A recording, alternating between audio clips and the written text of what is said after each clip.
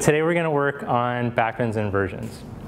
And on the flyer we talked about the back body, how we're going to become more aware of the back body. And what does that mean?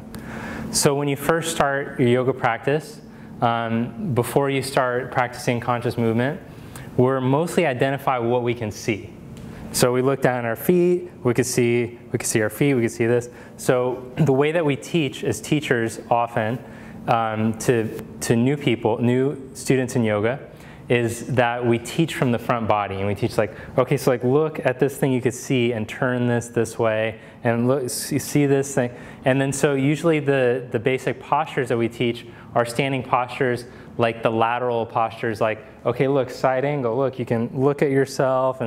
And so many of you learned vinyasa yoga. Myself included, I started vinyasa yoga first, so I kind of like went backwards through yoga. Like I started with like an intermediate level of yoga, and then I learned beginner yoga, and then it changed my whole yoga practice once I learned the beginner yoga, because then I learned all the stuff I was missing. So when you start off in vinyasa at an intermediate to advanced, really most of the vinyasa classes taught here in Southern California are intermediate to advanced, you're already thrown into postures that require you to have some awareness of your back body. The problem is, if you haven't developed this sense, then we usually end up tweaking these things. So the next question I have for you guys, how many of you guys have low back pain? Anybody have low back pain? Once in a while. You got, raise your hand, come on. Don't be shy. Come on. Okay, anybody that they don't have low back pain, but when they do certain back bends, then they can feel it in their back. Okay, cool. All right, so we're gonna work on developing a deeper awareness of the spine and the back body to help us stay out of pain. That's important. But then for the people who aren't experiencing pain, you're going to learn how to move with confidence into deeper expressions of your back bends. We're also going to learn to invert too. To start off today, we're going to start off in Supta Baddha Konasana with support. So you're going to take your bolster and your blanket. This goes for your back, and this goes for your head. Now, this bolster, I want it to be right at the base of your back ribs so that it starts to support the back ribs. Now, if you have lower back sensitivity, even doing something like this might be a little too much. You might want to lie flat instead. So go ahead, lie down over the bolster, and then take the soles of your feet together and your knees wide apart.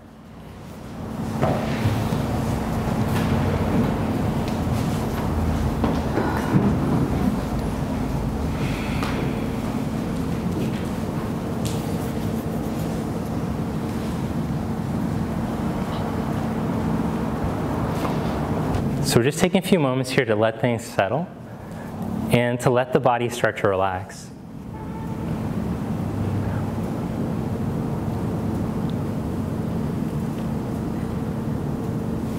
You might notice that when you approach a pose from a place of strain or too much effort, that the pose doesn't come very well. So if you can find a little bit of softening in the pose, then there'll be a better flow of energy in that pose. So we're going to try to take that into each of the postures that we do today. Not too little, not too much. When you feel yourself overdoing, and that's the tendency when you learn a new action, we'll try to back off and come back to this calm sense that you have right now. Feel your belly rise and fall with your breath.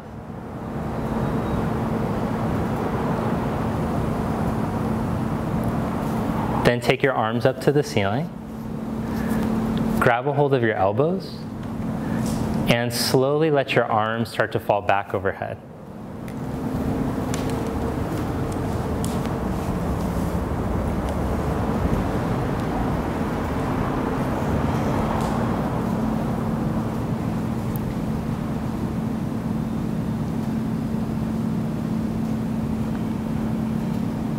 Bring your arms back up.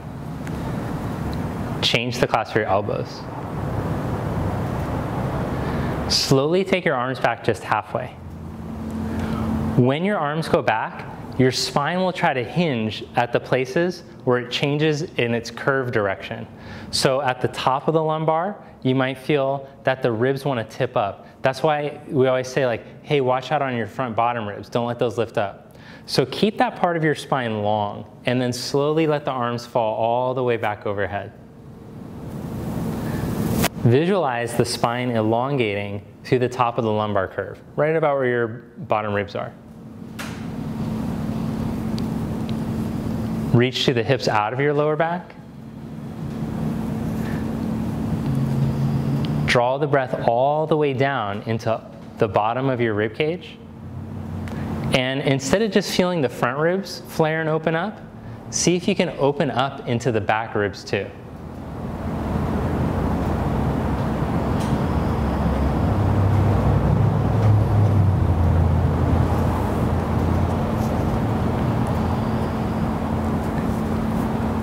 Then bring your arms back up.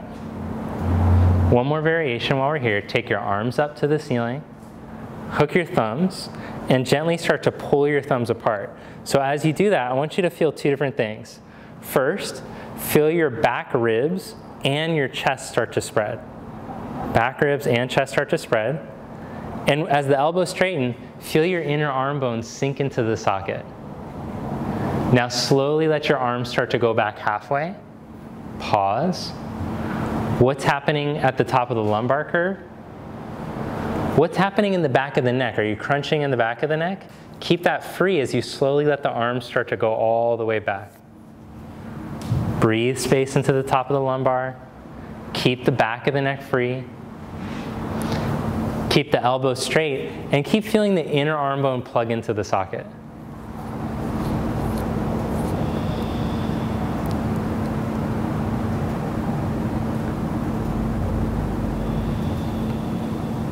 Bring your arms back up. Bring your knees together. Roll over to your right side.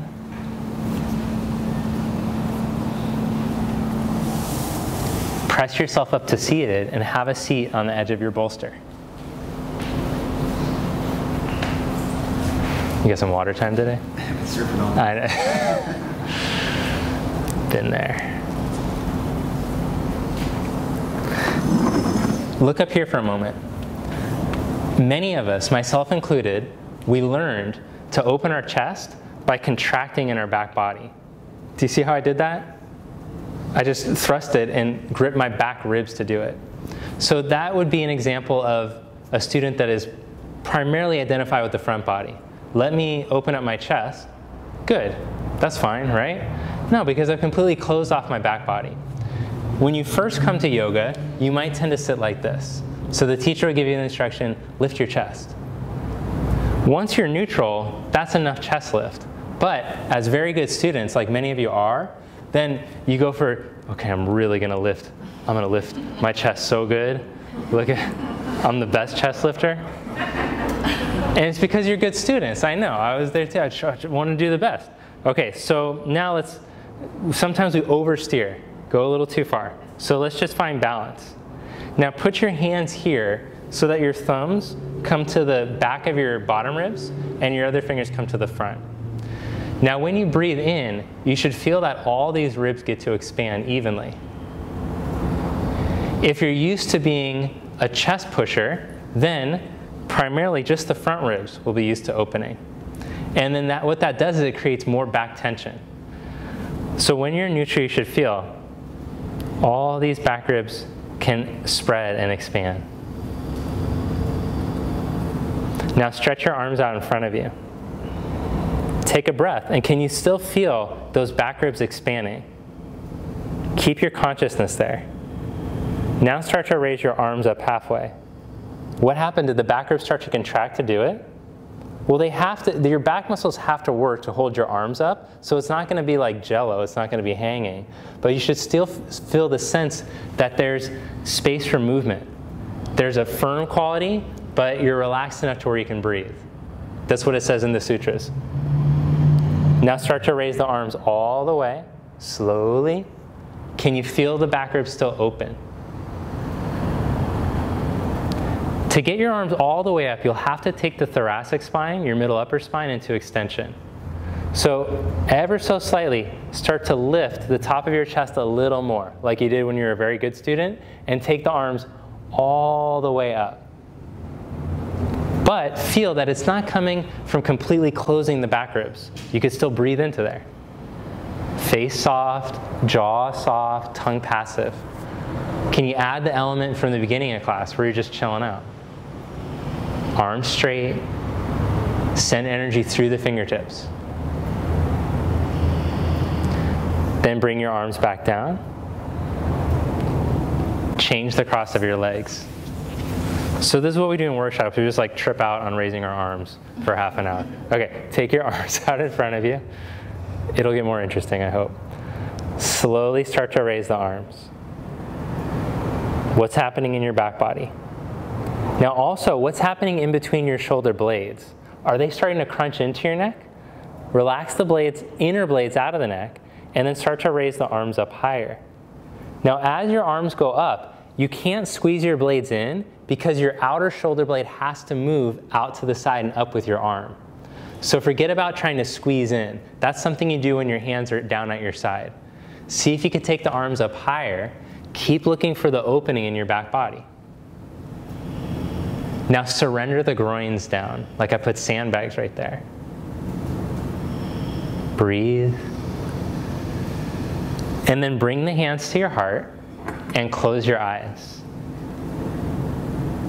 Observe the silence around you and the sounds. And practice being more identified with the space that the sounds are coming out of.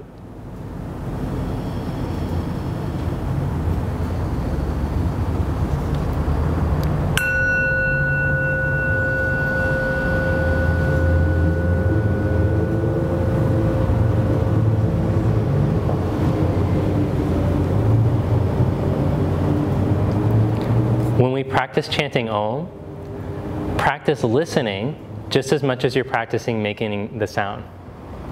One time together, let's just practice chanting Om. Take a breath in. Om.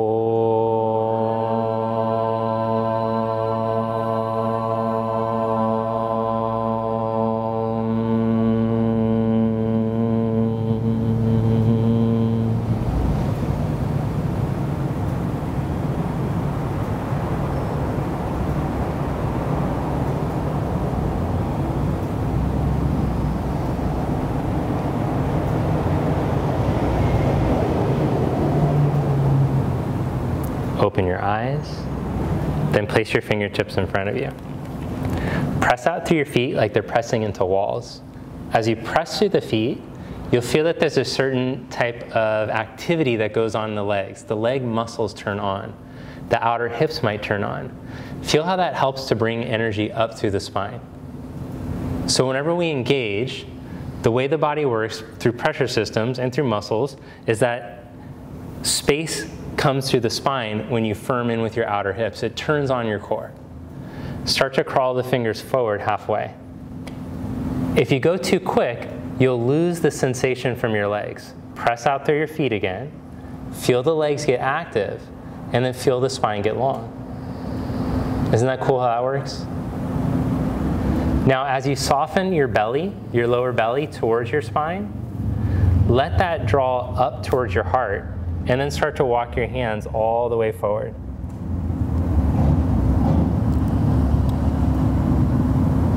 Make sure that the activity through the legs isn't so much to where you're creating more tension. It's just enough to where you're creating space and elongation.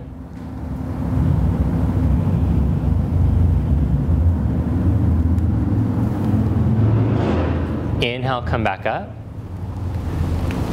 Change the cross of your legs. Place your fingertips in front of you and just come forward halfway. For all modern humans, this part of the spine gets really dull and weak, all right here, because all the time we spend seated. So whenever you go into a forward bend, it will try to do the opposite. It will try to move back and out of the forward movement. The rest of the spine, yeah, it'll fold forward easily. This part tries to pull the other way. So what we're trying to do in this forward bend is to integrate that part of the spine. Usually, the better you get at forward bends, the easier back bends get.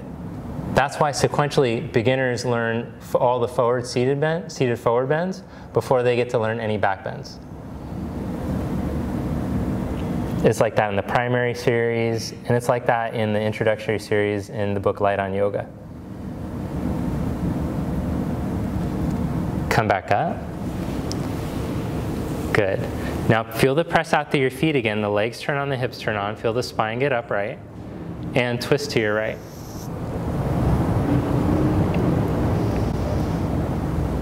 Use the legs to help to create your bandha. Feel that when the legs turn on like that, naturally energy moves up through the pelvic floor. Naturally the belly softens up instead of hardening towards the floor. Twist to your left. If you don't do anything, it'll feel like the belly sinks down towards the floor. So as you press out through the feet and engage through the legs and start to draw in through the outer hips, you'll feel that there's a lift through your pelvic floor. Naturally, the belly releases up. Now breathe into the ribs again. Make sure there's not so much effort. It's a balanced effort.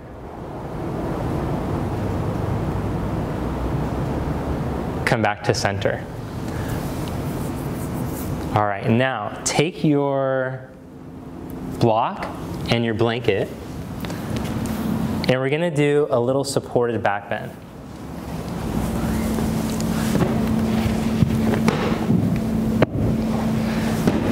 Check it out. You're gonna lie down with this right in your upper back, right at about the bra line. And I'll just show you on the bolster kind of what it looks like. Borrow this one too. So we'll lie down like this, and then we'll start to back bend over the block blanket. If you want it to be softer, you can do it over a bolster blanket. And then we'll come back up, and we'll just do this like 80 times. This is secret ab work. No. Okay, but check it out. When we're back bending, I mentioned at the beginning that the spine, where it changes directions, that's where it tends to hinge. It has less stability. Also, your lumbar spine and your cervical spine, they move way faster than your thoracic spine. This has a curve that actually goes the other way. Your lumbar and your cervical spine curve in. They go into a back bend shape naturally, but not this. It's not a natural back bender. So we're gonna try to get more extension. We're trying to get it more space and movement to the thoracic spine by controlling the amount of back bend that comes into the lumbar and to the cervical spine, neck and the low back spine. So instead of just like hanging over this thing, I control through my head. I use my hands and I see, okay, can I really stretch my hips, become aware of what's happening in my spine and in my back as I go to lengthen over this. So it doesn't feel or look like I'm moving as deep, but I'm getting the body to mobilize in a place where it just wants to be stuck all the time. Okay. Any questions about this? Take it right at your bra line, which for a woman, that's where your bra is. And for a man, that's right where a woman's bra is. You just, it never gets old. I'll be using that. I do, yeah. Hands behind the head. How many times have you heard that one, Monica? A lot. Thanks for the pity laugh. Let me see. Can you go at least a little higher though? I think this and this. Yeah, there you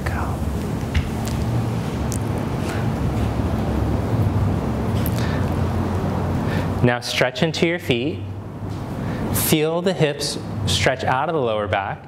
And we'll just do 10 more times, 10 on your own. As you exhale, curl yourself up and really squeeze with your front ribs towards your hips, turn on your abdominals, and then as you inhale, back bend over it.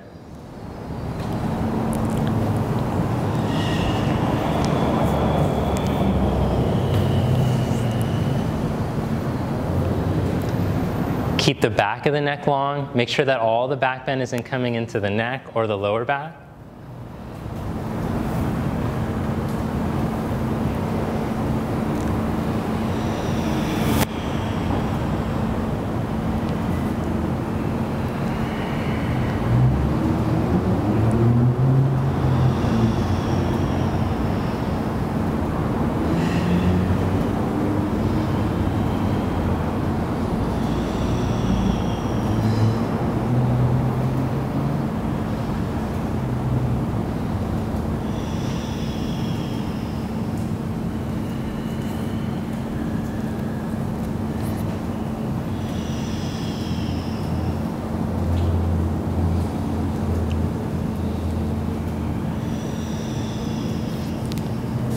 When you finish your 10th one, or if you lost count, it's probably been 10, crunch up and hold.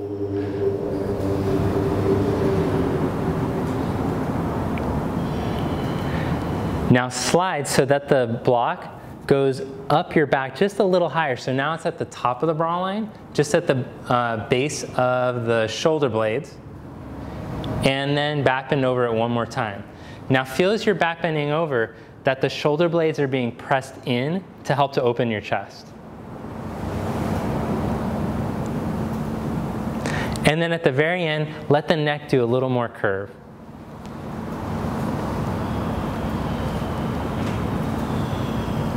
And then curl back up. Nice. Then roll over to your side. Come onto your hands and your knees. Move the junk to the side.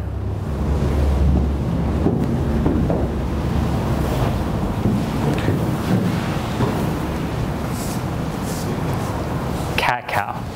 With your hands right underneath your shoulders, your knees underneath your hips, round your back and look back at your navel. Inhale, arch your back, wheel your chest forward. Tip the sit bones up. Now pause there, take an extra breath, and visualize that the thoracic spine can move a little deeper, like it's butter knifing in towards the floor. And then 2 times with your breath, just flow nice and smooth.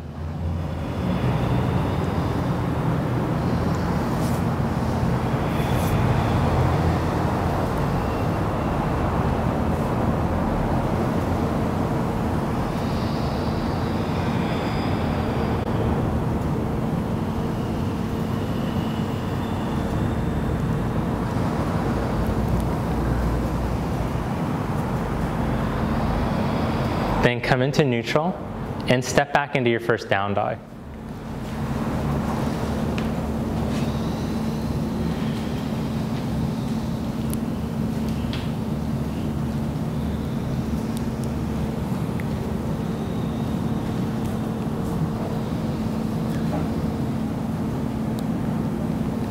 Effort to stretch and elongate the spine.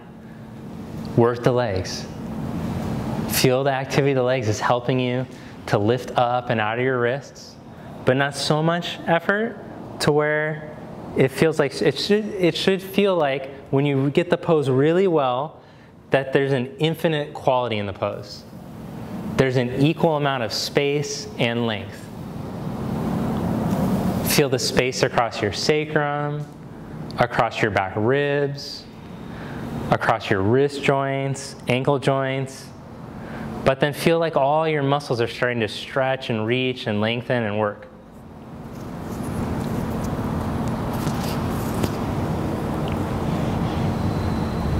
Walk your feet to the front of your mat. Put just a little bend in your knees and let your head drop. Feel the parts of the spine that aren't participating so much in the forward and down movement. Just be aware of it. You don't have to try to like jam it or anything. Just identify in your body. I got this stuck spot. Okay. Just breathe into it.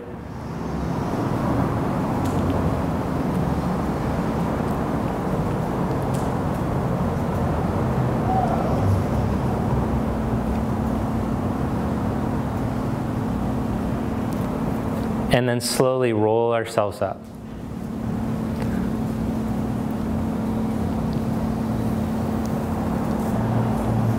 So we want to practice being conscious of our places where we're limited, but not identified by them or with them.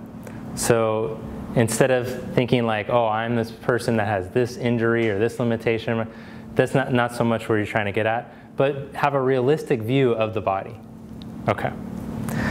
Press down into your heel bones and feel your thighs start to plug up. The energy from the legs helping to feed life into your spine.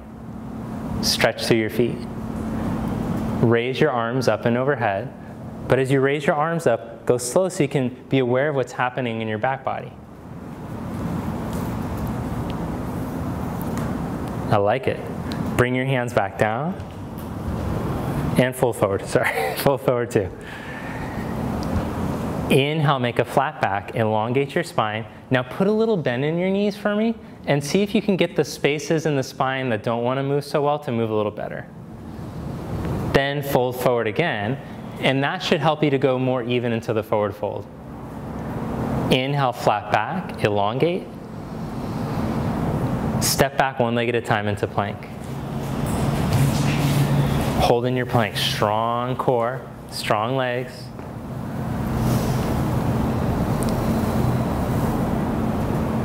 Stretch back to downward dog. Feel what's happening in those back ribs.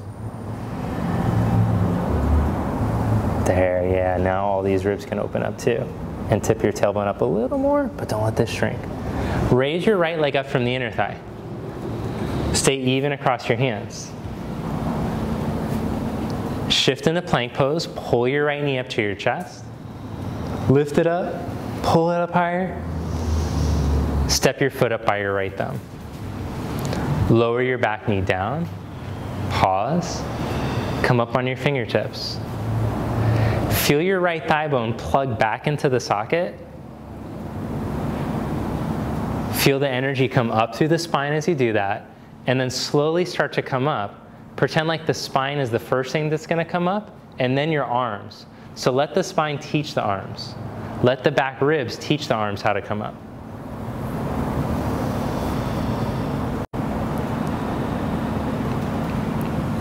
Beautiful, nice job, guys. Bring your fingertips back down. Curl your back toes, lift your back knee. Lengthen. Now plant your left hand and twist. Take your right arm up.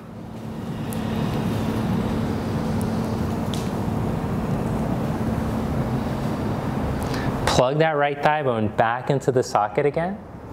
Feel the activity through the legs. Are the legs dull, or are you reaching through the feet? As you reach through the feet and feel the outer hip pin in, feel the elongation that comes through the spine, the life that comes up through the spine. Let the breath come and go. Bring your right hand back down and step back into down dog. Inhale into plank pose. Open up your chest in plank. Exhale, downward dog, stretch back. Raise your left leg up from the inner thigh. Reach down even through your hands. Feel all the spread across the back ribs still. So we're making it harder. This is harder. You're upside down, you only have one leg up. Do you still have the core strength to keep all the space through the back ribs?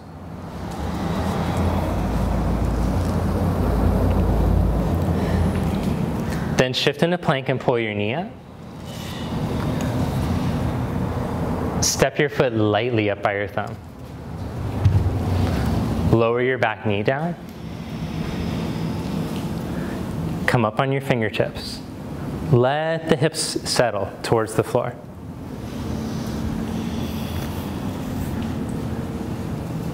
Balance out with how much you're surrendering or allowing yourself to get into the pose with the lift. Feel the energy start to come up your spine while still surrendering the hips, and then slowly start to come up.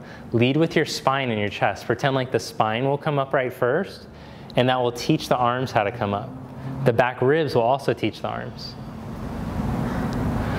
So that's called moving from your center, or using your core while you practice. Bring your hands back down to the mat. Curl your back toes under. Now become more aware of your spine as you lift the back leg up.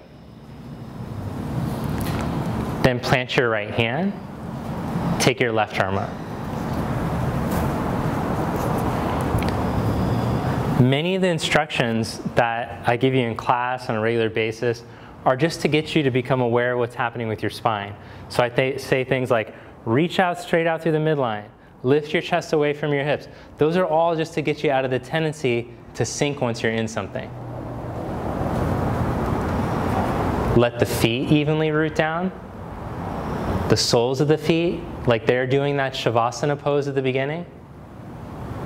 Plug the left thigh bone deeper into the hip socket, like a piston. And then bring your left hand back down. Step back into plank. Hold with your chest open. Lower slowly all the way onto your belly. Point your toes back, inhale into low cobra.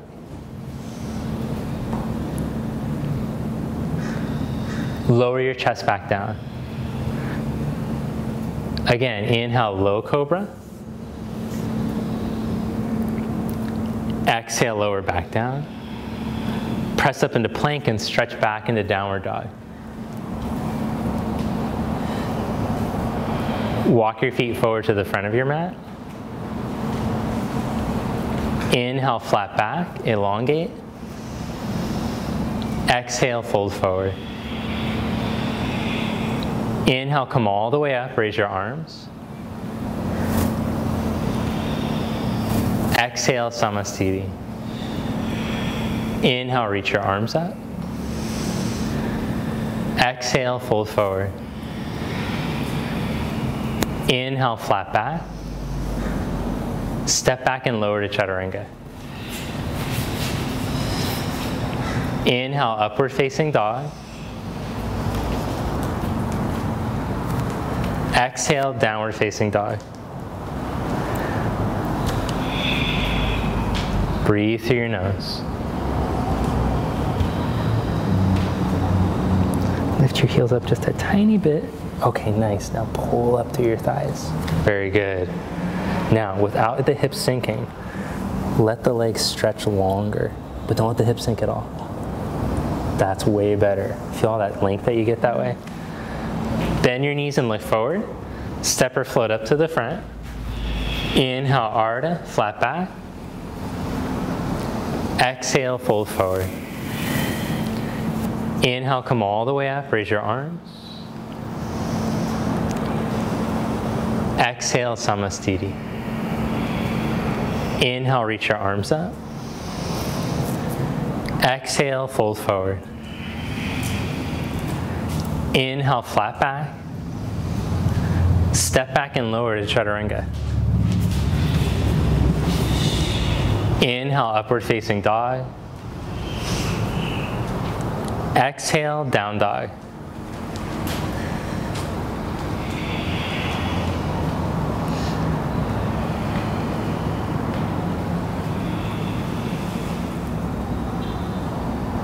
Untuck your hips just a little bit and relax here. Good. One more A. Bend your knees and look forward. Now on your own, just flow with your breath.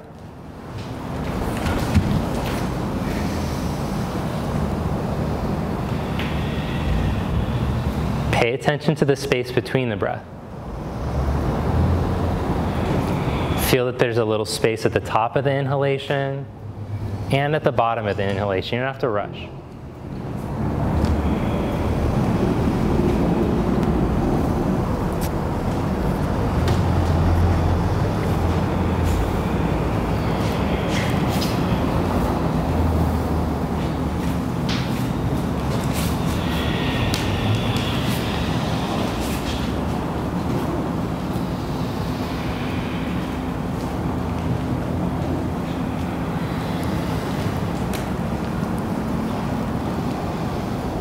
Nice. Step your right foot all the way up in between your hands. Turn your back heel down for warrior two. Now wait, track your right knee straight ahead and then come up into warrior two.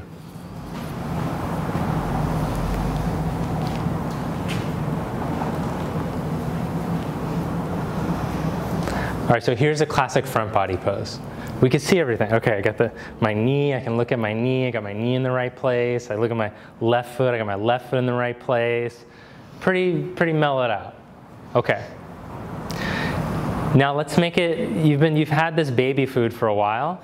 Now I'll give you something to really chew on. Lift yourself, straighten your right leg and stand up tall. Now your back foot, it's turned in a little bit, right? So I want your thigh bone, your back thigh bone, to match the same turn that your back foot has done. So that if I were to draw a line down the center of your femur bone, it would be pointing the exact same way as the center of your ankle. Okay, good. Now with your right leg, do the same thing. Turn your right thigh bone so that its center line is doing the same exact thing as the center of the ankle. Reach to the feet, and as the legs start to activate, feel the energy come up the spine. Now slowly start to bend your right knee without letting the thighs twist into a different position. The deeper you go, the more the thighs will want to get funky. Don't let the thighs get funky.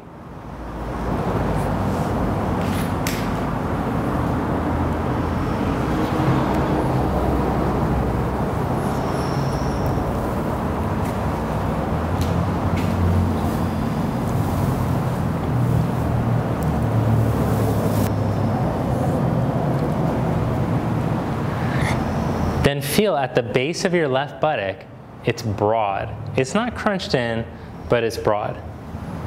And lengthen the buttock flesh towards the back of your heel. Elongate through the buttock flesh, grow tall through the spine. Just 5 more minutes in Warrior 2. Okay, take side angle, that's enough. Put your hand on the outside of your foot, block or floor, or forearm to thigh. Your choice, take your left hand on your hip for a second, because the back thighs already got funky.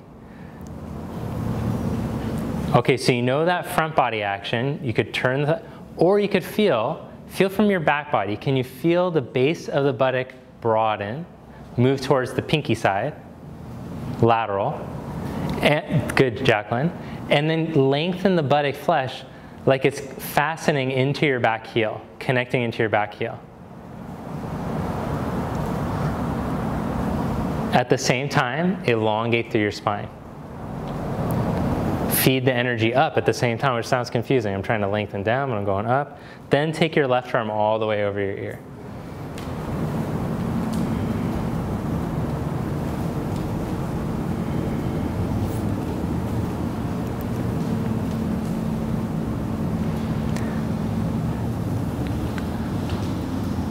From the middle of your hamstring on your back leg, draw energy up the buttock, up into your upper back, and feed space length into the upper back.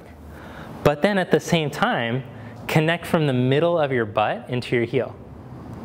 Up through the back of the leg into the back, middle of the butt into the heel. Lift from your belly, come back up. Vinyasa, bring your hands to the mat, step back, downward dog, or take a vinyasa.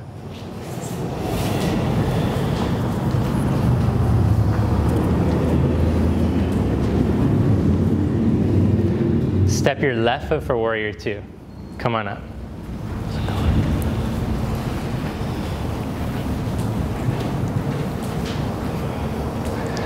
Straighten your left leg. Allow your thigh bones to make their rotations. The right center thigh doing the same rotation as the right center ankle. Left center thigh rotated to match the left foot. Slowly start to bend your knee, your left knee, but keep feeling the thighs are being received into the pelvis by staying in that same rotation as the foot. Breathe through your nose.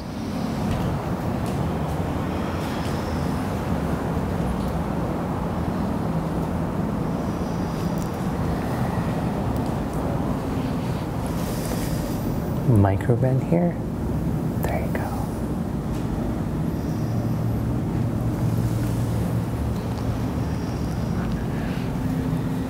Connect into your back foot.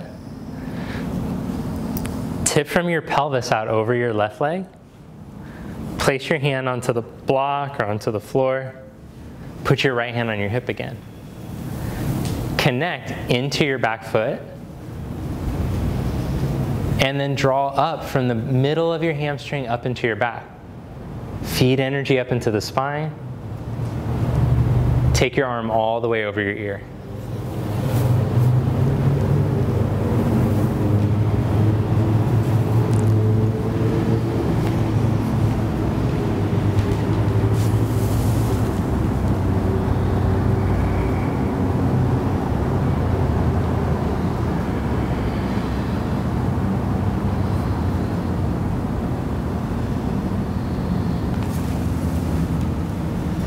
Whatever you're pressing down through, you have the opportunity to also draw energy up through.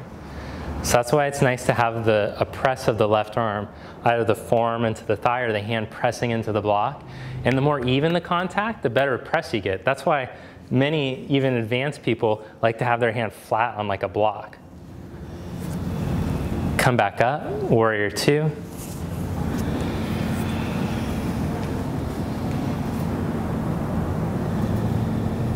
Vinyasa, or step back to down dog.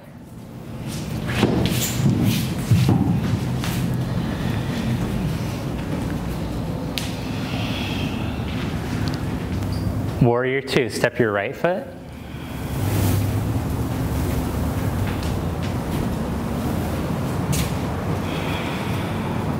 Triangle, straighten your right leg. Turn the thigh bones. Let the right thigh turn, let the left thigh turn. Reach out over your right leg. And just feel how much better the pelvis moves once the thighs get to make the rotations.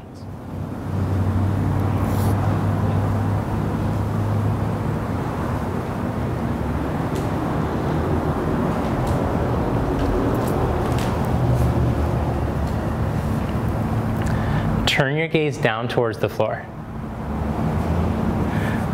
Energize through your legs and feel that the energy moves up the spine like we practiced at the beginning. Then, right where that block was, where we were doing the back bends over the block, let the shoulder blades start to press in. Not so much where you're doing like the chest lift like the beginner student that gets excited about the chest lift, but enough to where it feels like the chest is being expanded. Breathe into all the sides of the rib cage. Okay, now there's a twist that goes down in this pose, but it starts from your ribs. Turn from above your navel. Turn your back ribs down to the floor. Turn your front ribs up. And then start to look up once the ribs turn. If the ribs don't turn very well, maybe don't turn so much with the neck, because the neck might take the burden of it. Put your hand on your hip. Bend your knee, step into half moon, Ardha Chandrasana.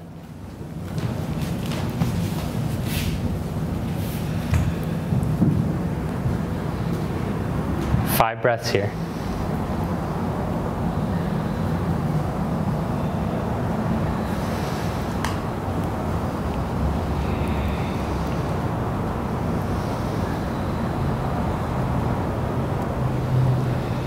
Bend your right knee, and as smooth as you can, slide back into triangle pose.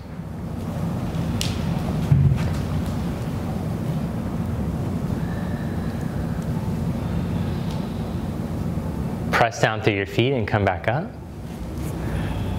Bend your right knee. Reverse warrior, inhale. Exhale, vinyasa.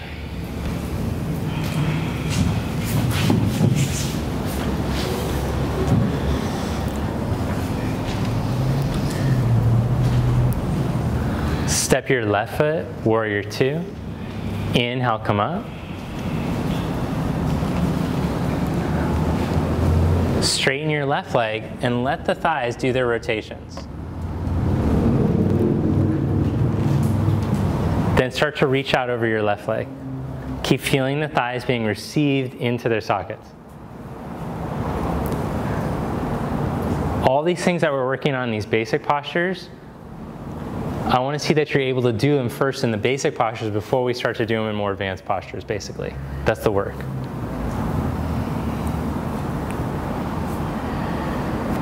One of the things I noticed when I started taking lots of senior Iyengar yoga teachers is I could tell from the basic actions that we were doing in the standing poses exactly what kind of class they were going to do, exactly what kind of workshop.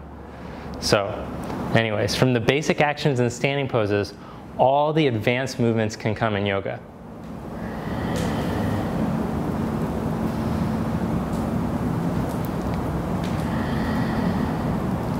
Then place your hand on your hip, bend your knee, and step up.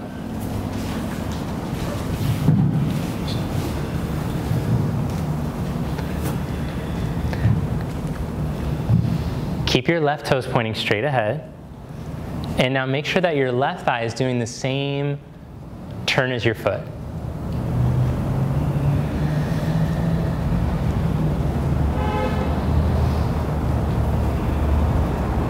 Feel your outer hips help to feed length to your spine.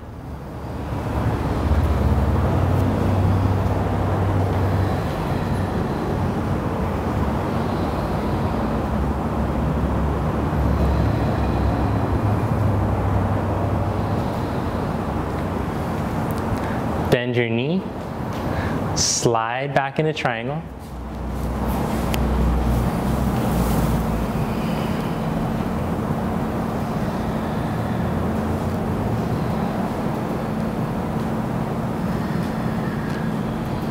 Press into your feet and come back up.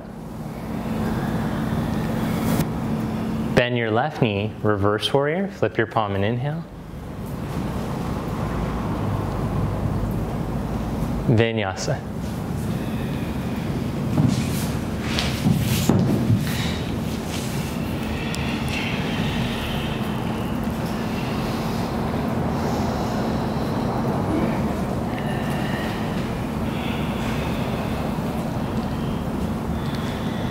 Step your right foot for warrior one.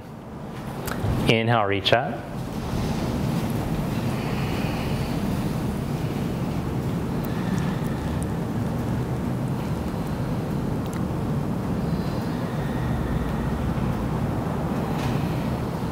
Bring your hands back to the mat.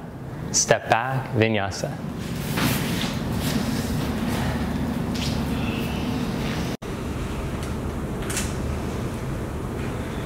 Step your left foot, warrior one. Inhale, reach up.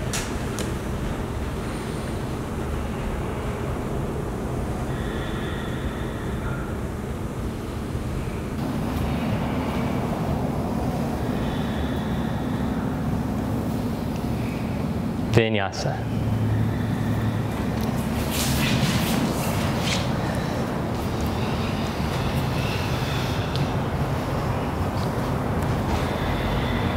Bend knees and look forward. Step or float to the front of your mat. Inhale, Ardha. Exhale, fold. Inhale, chair pose. Bend knees and sit back.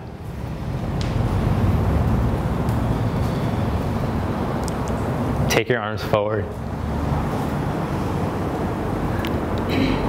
Connect into the center of your heel bones. What's going on with your back ribs? Let all the back ribs feel space. Use the energy of the legs to feed length into the spine. Do you have the tendency just to sink into your legs to go deep into the chair? Now can you sit back a little bit deeper, but still keep that alive feeling in your legs, like you're not just hanging in your legs. That's good. These legs look way better now. Then start to raise your arms up slowly, just halfway from the back ribs. Take the arms up a little bit high. Hey, but still focus on the back ribs. Feel the neck tall and free. Take the arms up all the way. Lift the back of your skull, Janine. And come all the way up to stand. Beautiful. Release your arms down on your side. Good job. Inhale into chair pose. Exhale, fold forward. Inhale, flat back. Step back and lower to chaturanga. Inhale, upward facing dog. Exhale, down dog. Step your right foot for warrior one. Inhale, reach up. Bring your hands behind your back, take reverse prayer, grab opposite elbows. Straighten your right leg, step your back foot a little closer. Roll your shoulder heads back and inhale. Exhale, fold forward halfway out over your leg.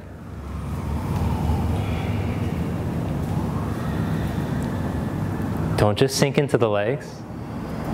Good, then lengthen all the way out over your leg.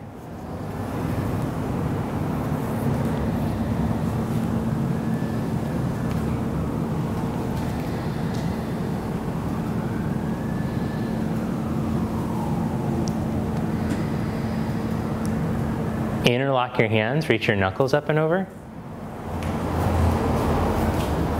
Pull that right thigh bone up more.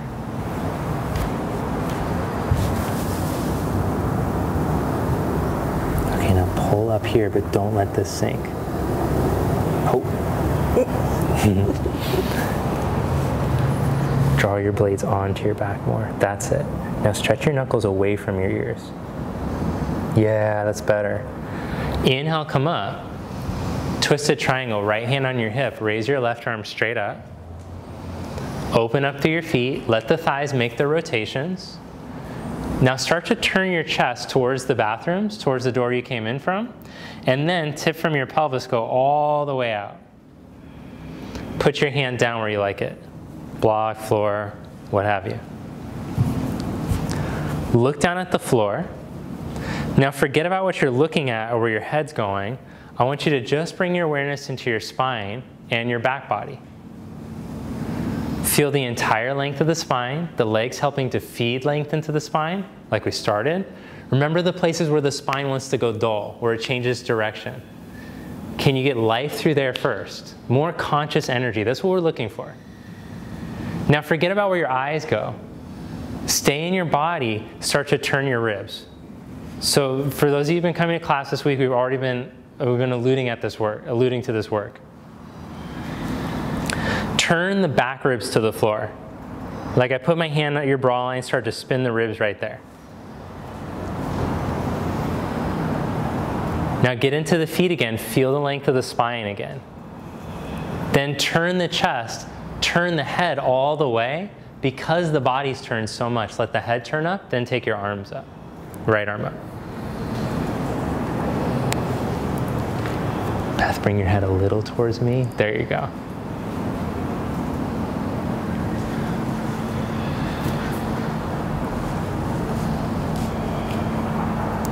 Three more breaths.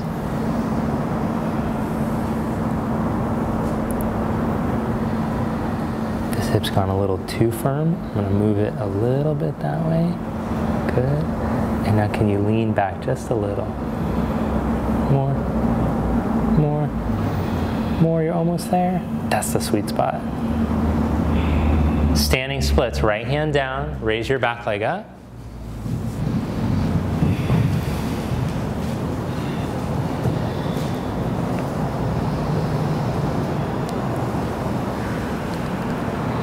Lower your left leg to meet your right. Fold forward.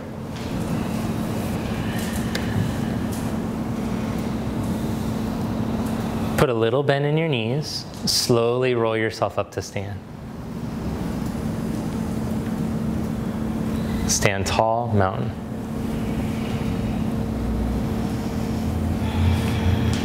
Open up through the feet again. Close your eyes and watch your ribs move as you breathe. Feel what's happening in your back body.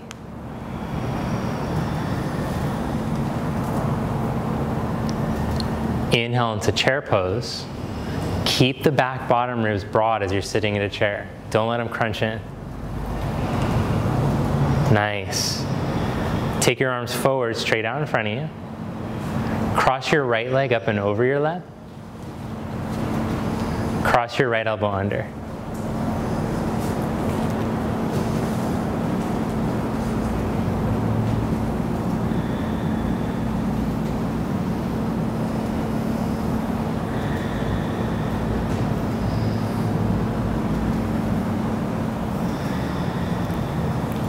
The top tops of your shoulder blades, that's right up by the base of your neck. Let those release away from your neck and spread. And then feel like your arms could go deeper into the bind because you're feeling more space there. Lift the top of the sternum straight up. Uncross your arms and your legs. Mountain pose. Inhale, reach up. Exhale, fold forward.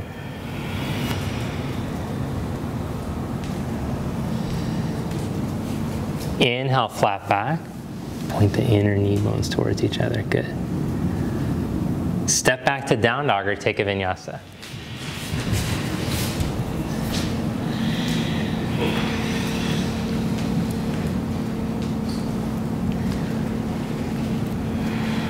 Step your left foot. Warrior one. Inhale, reach up.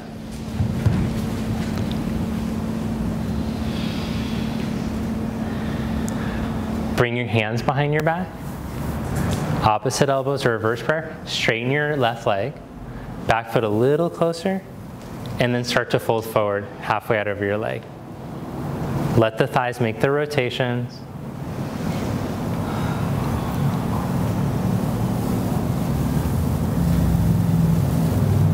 Lengthen all the way out over your leg.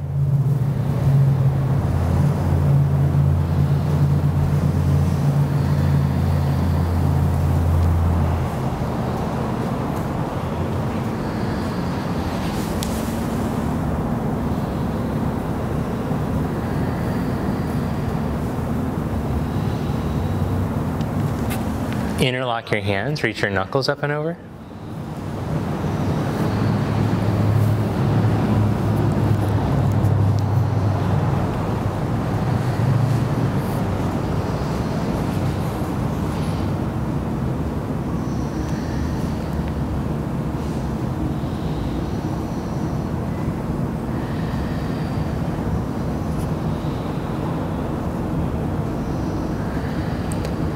Press to your feet and inhale, come back up.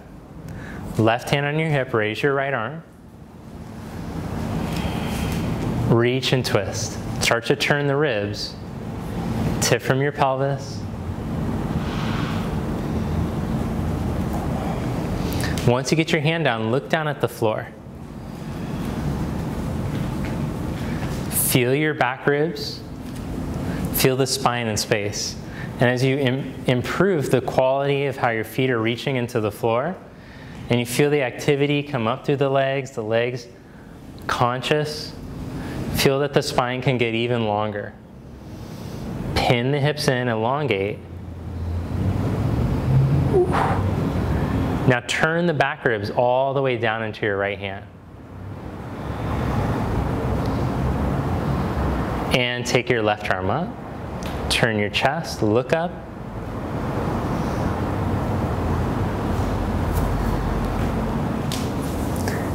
If if the look up comes before the back ribs turn though, you'll feel that the neck gets crunched. So if that happens, you can look down again and try to get the back ribs to spin a little bit more. Try that look down for a second.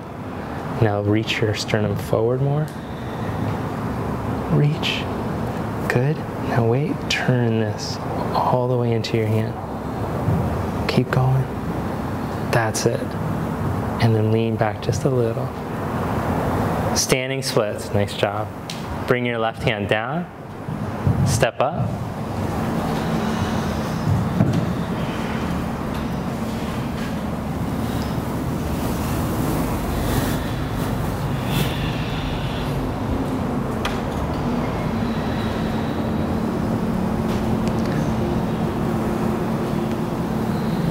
Lower your right leg to meet your left. Come up to stand.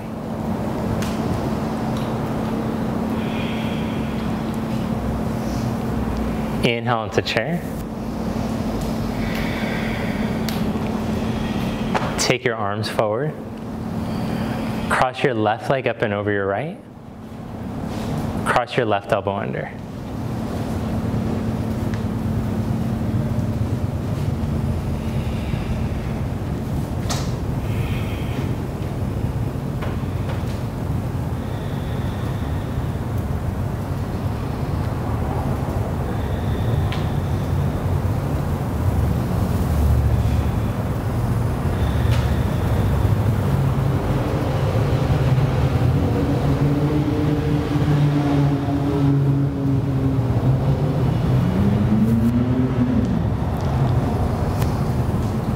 uncross your arms and your legs. Mountain pose.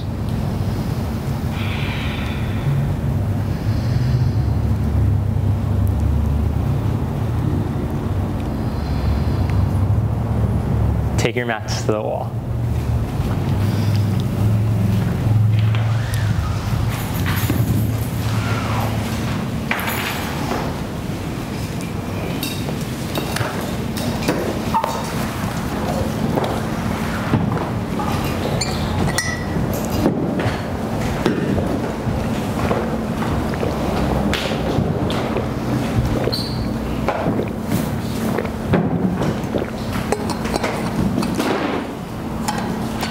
There's a sneaky wall space right over there next to the, the pillows. Where else?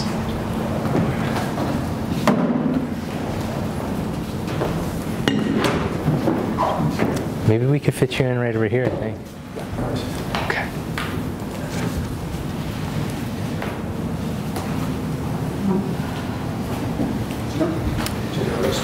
Okay, come watch what we're going to do over here. Melanie, will you do Warrior One with your toes up the wall like that? Back foot back. Okay. Come check it out over here. You're going to want to be able to see what happens with the hips.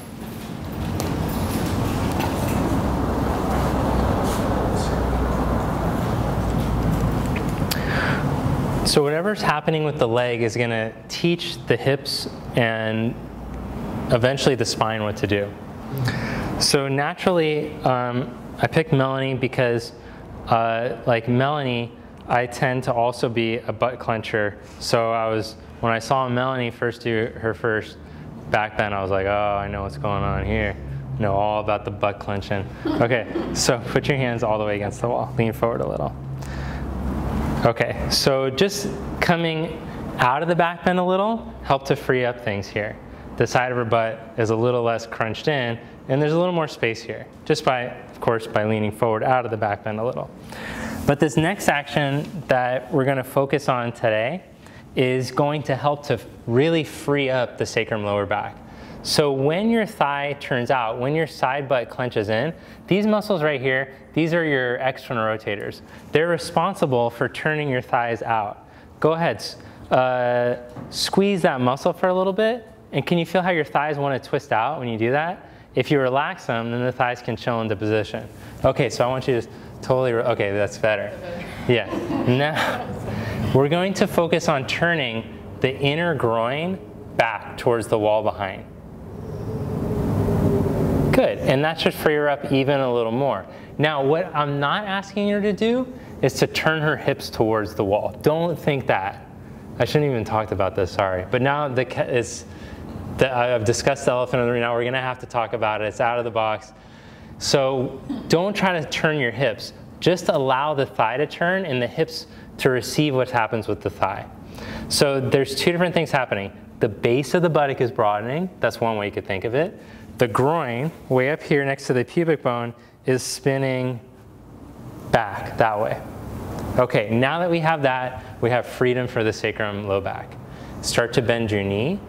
Oh, but see how it turns the other way when she goes to bend her knee. Can you keep turning this back as you bend your knee? That's better. Does the stretch feel different? Can you tell us if you feel a difference at all in any spot? Well, first of all, I'm not taking it into my left knee. Okay, that's good. Typically tend to do. Yeah. Try to give rotation. Okay. And it is feeling good in my sacrum. More space. And okay. I'm staying lifted up. Great. That's good. So whenever we're looking for depth, it shouldn't come at the expense of the lumbar. Your depth should come from the opening that you're getting here in the front of your hip. Whenever you go to take a leg behind you though, all those muscles are going to want to try to take over. That's like the easiest way to do it. Because the front of the hip, thank you so much, you can come out of it now. The front of the hip gets tight, so whenever you try to take your leg back, it'll try to avoid the stretch. I can go deeper if I just turn it out. So we're gonna try to get this action to get into the hip flexors, iliopsoas, etc. Any questions about that? How is that different from turning your hips towards? Okay, because if you turn your hips, then I'm not even gonna make her do it, because turning the hips won't get the thigh to turn. I can keep my thigh turned out and turn my hips, which most people will do. They won't make the connection that the thigh should turn, and what happens is your sacral joints and your knee joint will take the burden of that. It's just like in Warrior 2, how like we used to teach people to open across the front of the pelvis, and then that got turned into like, teachers thought that you should square your hips, and even in some teacher trainings they started to teach that. And what happens in this leg, by cranking your leg, it pulls on your groin, your knee, and your sacrum. And then people started to have to get hip replacements, and they're like, where is this coming from? Why? Oh, because people are trying to turn from their pelvis. So pelvises shouldn't turn to dictate the pose. Legs should tell the pelvis what to do. And then that tells the spine what to do. Does that make sense? All right, let's give it a shot. Stand with your hands at the wall. Right foot up. Step your left foot back. Toes up on the baseboard.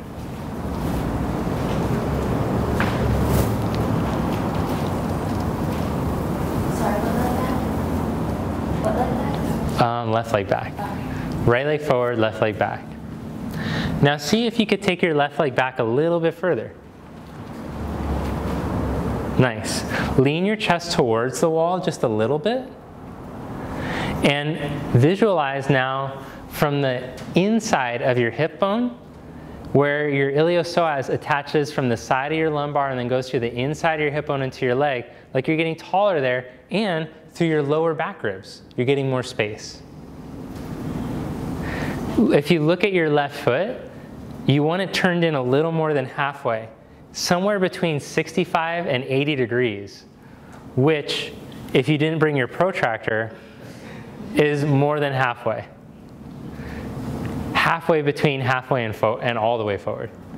Okay. Now start to upright yourself. Straighten the elbows, but make sure that it didn't come at the expense of the lumbar. Keep growing your spine tall. Keep the back ribs open. The most challenging will be to start to bend your right knee, because that's going to take the left leg even further behind your back. So can you start to bend your right knee without losing any of the space you created? This is backbending 101, because your spine in relationship to your back leg is going into a backbended position. So Warrior 1 is how the body learns backbends. Keep your awareness at the base of the left butt. Keep it broad, but without jamming the hips one way or the other. Now straighten your right leg. And then one more time, bend your right knee and see if you could go just a little bit deeper. Elbows all the way straight if possible, and then hands flat on the wall. Maybe you could bend your knee right over your ankle. And then upright your chest. Lift through the chest, through the side ribs. Now last part, without any sinking in your lumbar spine, raise your left arm up. But remember, don't let the back ribs contract to do it though. Be aware of what's happening with your back ribs as the arm goes up. Can you bend this knee a little deeper? That's it.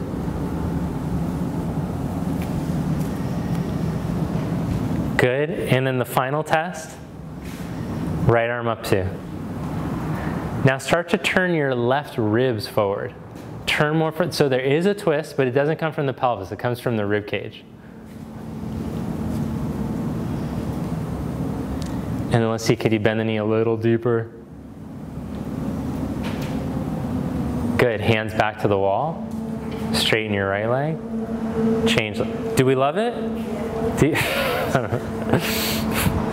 Left foot up at the wall. Does it feel different from the way you normally do Warrior 1? Yeah, we love it, it's the best. Oh, great, okay, cool. All right, hands to the wall, lean forward a little. Nice, so broaden at the base of your butt cheek. Make sure the side butt doesn't clench in. Can you scoot your foot back a little further? Yeah, why not? Now start to upright yourself by straight, but feel the front of the hip is lengthening. From your front, inner front hip bone, reach down into your foot and draw up from the lower belly up towards your heart. Release up. If it's really tight, it'll try to pull there and make the lower back shrink. Then slowly start to bend your left knee. If you can't feel what I'm talking about, if you're like, this is boring, your right foot isn't back far enough.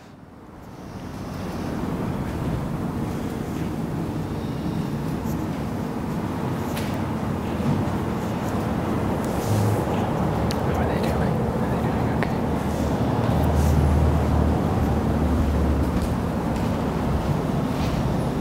This is looking pretty good. Now lift from the middle of your hamstring up into your butt, up into your thoracic. And at the same time, connect from your butt into your heel into the floor. Don't be a butt tucker, but don't be a butt sinker either.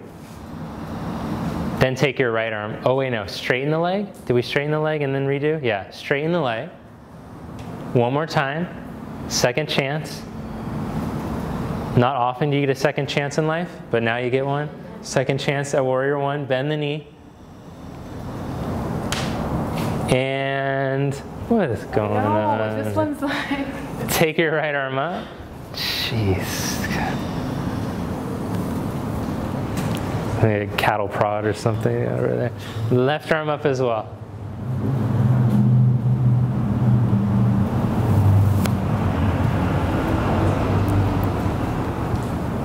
Connect into that back heel.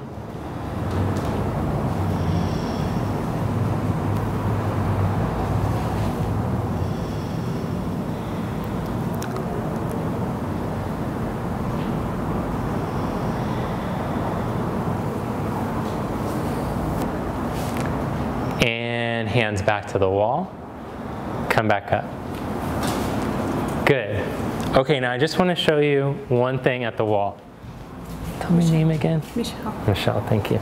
Michelle and Monica, would you mind showing your warriors again on right leg? Come look at them from behind.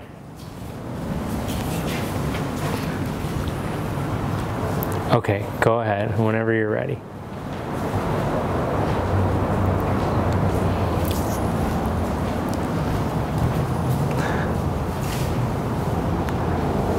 All right, so we have two opposite ends of the spectrum. Do you mind? Sorry.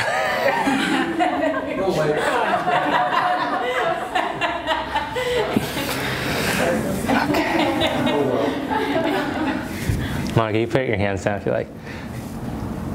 This hamstring needs to connect up into the back more because the butt is sinking. Yeah, more. More. And lift up through there more. Okay, that's better. Can you see how that started to fix it? Everything was just hanging down. Thank you so much. Now with Monica, yeah. Now keep the lift through your hamstring, but now without the buttock tucking at all, I want you to connect the center of your buttock into your heel more. There, it's starting to happen. There's more space coming through the waist. And maybe if you just lean your chest just a little more forward. Okay. Now, without moving from here so much, this is going to be easy for you. Can you get more lift from right here? That's it. Okay, release. She's also hosting another being inside of her right now, so it's naturally, this is not going to work as well. Okay, but I picked her so you could see the extreme what that would look like. Thank you so much. So, yeah, did you see what we're getting at here? So when you back bend, you're going to have the tendency to swing towards one or the other, to be a butt tucker or to be a butt hanger. Don't be a butt hanger or a butt tucker. Try to find neutral. Now, the instruction for her wasn't to give up on the hamstring thing at all. It was to just activate the buttock more, the center of the buttock. Now, when I say center of the buttock, this is going to be important for back bend. I'm talking about muscular action coming from here and fastening down into the heels, as opposed to crunching like that. That's all I got to say about that. What else to tell you? Okay, so now I want you to practice L-shaped stretch at the wall. Put your hands right at waist height and walk your feet back into the middle of the room.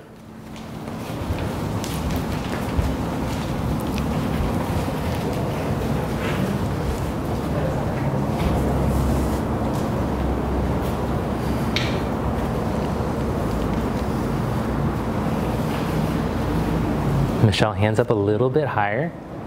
And now wake up that thoracic spine more. Lengthen the thoracic spine. Look at your feet and your thighs. Turn them into a neutral position. Center thighs pointing straight to the wall.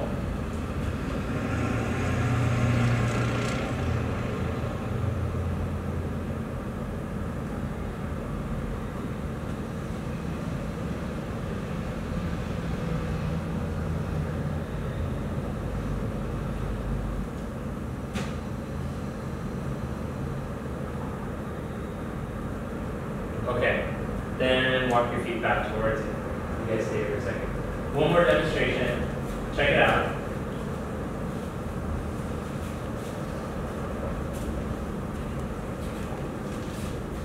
Melanie is actively reaching through her hands. The arm muscles are turned on. The back ribs are spread. And you can see how much space, strength, and stability there is. Do you see that? Now, it's not that Jacqueline is a bad student or anything, but she's just very, okay. But there's this tendency to just sink into it. And this is where we come into it. We're like, yeah, I'm doing yoga, I want to stretch. Feel the stretch. But what we're doing next is preparing the arms to load weight onto them. So we want things to be active. So I want you to push into your, let's out of this a little. And feel these back ribs start to open. More spread here. Now rotate. And then really reach into your hands.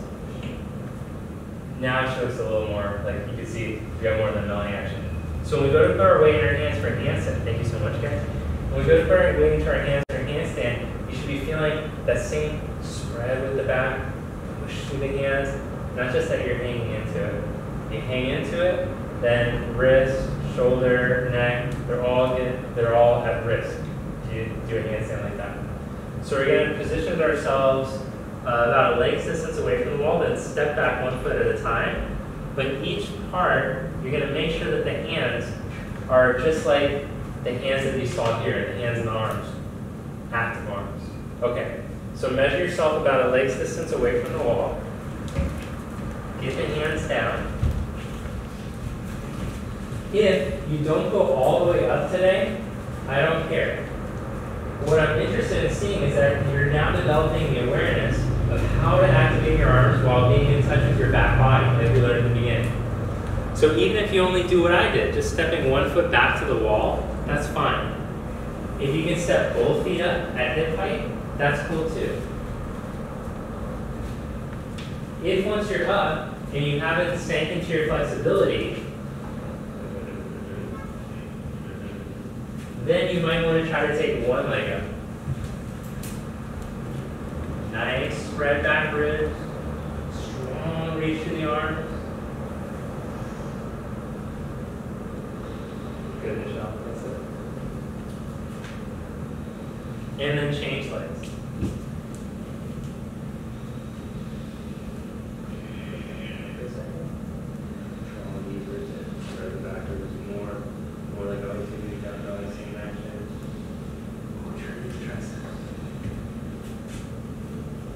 Good job, guys. Lower back down.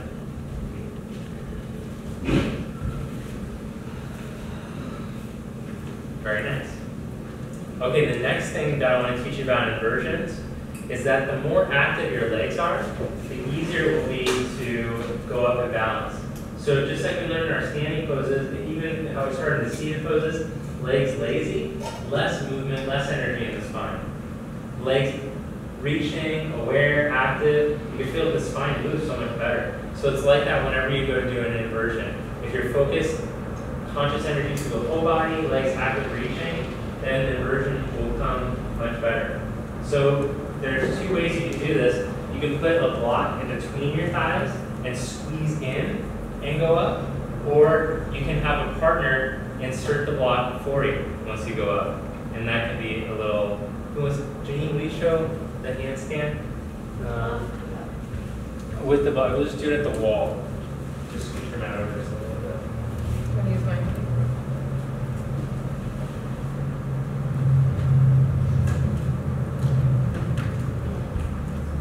Yeah, sure. So, let's see.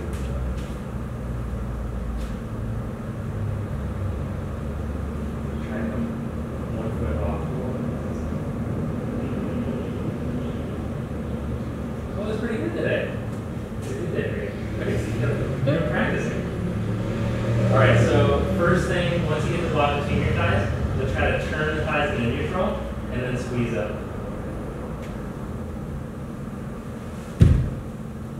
Okay. Do you want to get a partner that looks like they could put a block in between you? Is there anybody that looks trustworthy in here?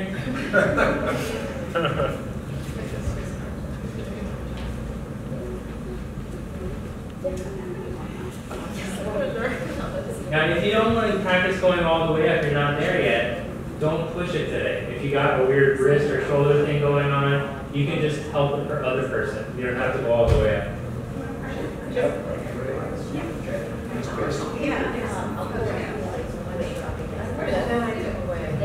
You're going to want it as close to the groin as possible.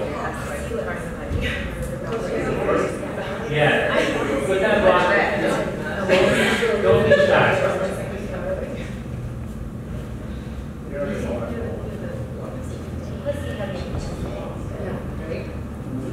Put it away by the groin. Block by the groin. Don't be weird. Let's do it.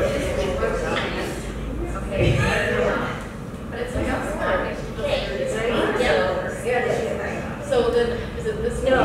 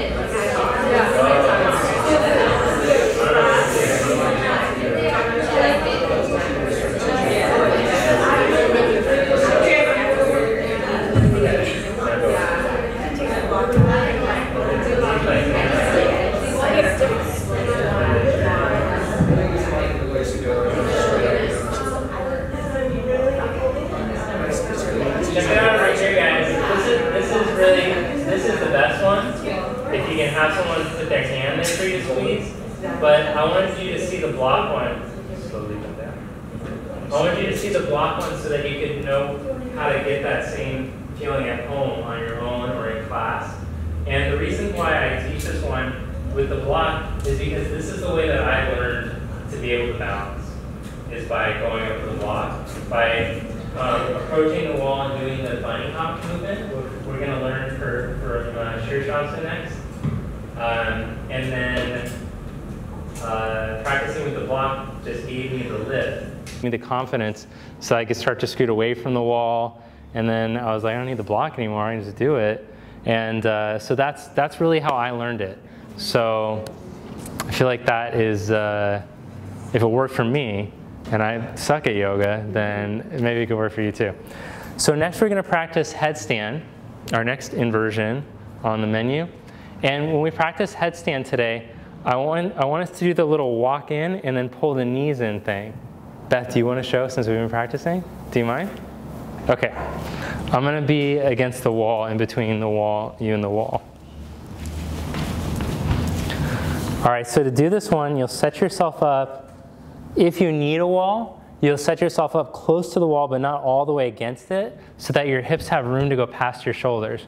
To do this one, if say my elbow is my head and my fist was my hips will have to go past my head, so it'll feel like I'm going past straight to be able to go up, so that your body can hold the legs. You'll see what I mean in a second.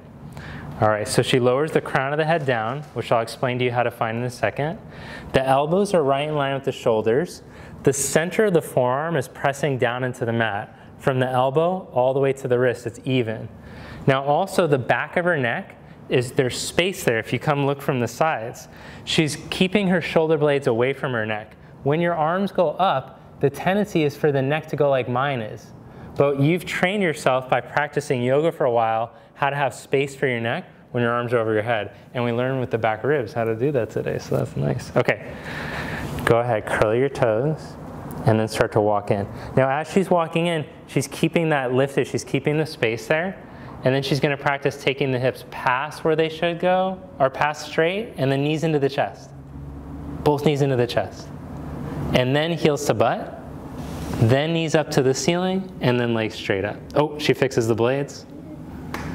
And then to come back down, heels to the butt, knees to the chest, feet back down. If you can learn to control your up movement from your core like that, I've found that it really helps to give you confidence in the other inversions, handstand and in Pincha Mayurasana. Because you have like the control in your middle to be able to, oh, I can like pull my legs up and around when I'm upside down with no problem. And that's the easiest way to do it. Now eventually as you get stronger at that, you'll learn to do it with your legs straight. You'll walk in, you'll feel like, I'm so good at pulling my knees up, I can just hold my feet up now. I've gotten strong enough, but just take it one step at a time and build Rome in a day, all right? Okay, so set yourself up, practice that one, practice. If you're already comfortable doing the legs straight, you could practice that way as well. Who needs help? I'll help. Stacy, would you mind seeing if anybody needs help? I feel like it's always, it gets stuck in my neck. Like, okay. I think like terror feeling, like it's like, it feels like this is, and even in other poses too, it's always like here. Okay. I don't know what's up with that. It, probably just like the thoracic and the shoulders aren't confident enough to be able to hold the space for your neck. So I'm gonna sheet you a little cheat to help with this. Let me just watch these guys. Good, Beth, keep that upper back in.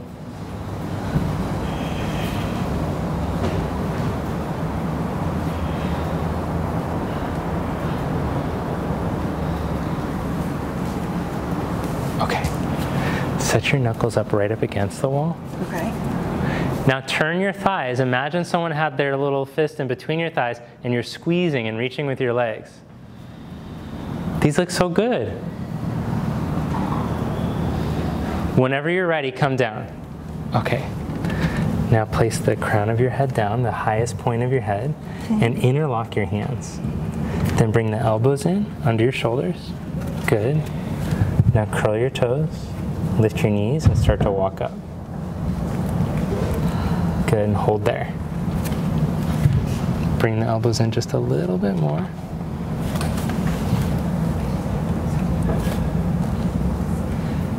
Good. And now bring your right knee up into your chest, but without sinking at all. Pull the hips up.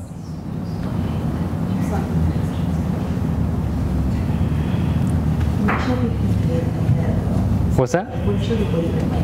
Right on the crown. I'll show you where that is. Change legs. So check it out over here, guys, for a second. This is really how we teach people new to headstand how to build the strength and the mobility to be able to go into the position. Come back down. And then set your knees down so they can see. So all I've done is I put a block between her back and the wall so that it teaches her upper back not to sink as she goes up so that the neck space isn't lost. So it starts to make the thoracic spine more mobile and the shoulders healthier to be able to support you. And then you try to bring your knees in without everything sinking and going to hell. And that'll make all that easier. It helps with your foundation and your approach to it. Thanks so much. Let's just make sure we know how to find where the crown is. What's your question? I wanted to know exactly how to put your hands. Oh, thank you. I sometimes do it differently, and I'm like, I don't really know how to put them down. That's a great question. Thank you. Okay. So first we'll go over the crown, and then we'll go over the hand thing. So the crown, that's the highest point of your head. There's two different ways you could find it. If you put the heel of your hand right at your eyebrow and then put your finger to wrap over, that's about the crown of your head, right at your eyebrows. Don't go like this first though, because then it'll give you the wrong spot. But the way that I like best is if I put my finger right here along the front of my ear and I kind of match the angle of the front of the ear and then slide right up with both fingers. I like that way. I feel like I get it the best that way. I just have to tell you, the way I learn is to put your head on the wall and roll it around, and the way your neck is the most relaxed, that's where it should be on the floor. Somebody once made me go like right there. Yeah. Killed my neck. It was the wrong spot. Totally. Okay. So having that relaxed part of it was more comfortable, easier on my spine. That's a really good point. Although your neck curve might be weird.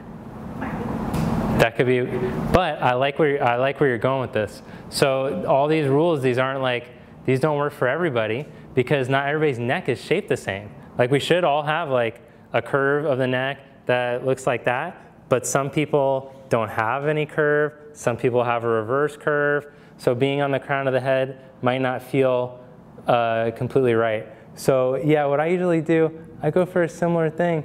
I go for a similar thing as you where I feel where the neck is most relaxed. But that is about the crown of the head for me. But yeah, okay. Thanks for bringing that up though. That's an interesting point. We could try that too. Do you guys want to try that? The head at the wall thing? We'll try in a second. Okay, so with the hand thing, we take the hands, the fingers go all the way to the webbing, and then I like with the sides of the thumbs together, like that, and a little space in between your hands like you're holding an egg. You don't want to crush it, but you don't want to drop it. Another way to do it is for the back of the head to go all the way into the hands like this. But I was taught that this is more advanced. It requires better control of your arm muscles, and that with this one, naturally the arm muscles work a little bit better so that there's more stability. But once you're really good at it and you feel like, yeah, I'm pretty stable, I'm already doing the hand variations, or like, you ever seen the people do the Macarena while they're in it, where they do all the different things? You can, and then you can eventually, no hands. That, if you do that one, then this one should be no problem. But until that day, I like that hand clasp. Now with the fingers, now some people might say like, yeah, but now I got a weird pinky underneath me. So there's a couple remedies for that. With the pinky situation is you alternate pinkies on different days. One pinky goes on top one day, the other pinky. Or you just do a little like, here's the church, here's the steeple thing, and you slide the pinky just on the inside. And then you got the little pinky situation on the inside of the hands. I don't like that one though. It's not my thing. I can't get into it. Okay. Let's try the head thing. I want to try that myself.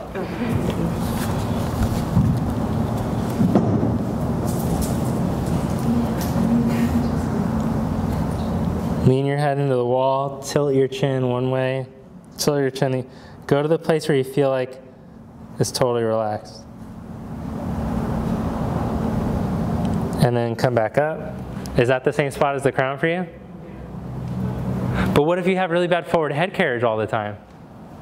Michelle, like if your head's like this all the time, then it's not going to feel. No, but I'm saying like lots of people.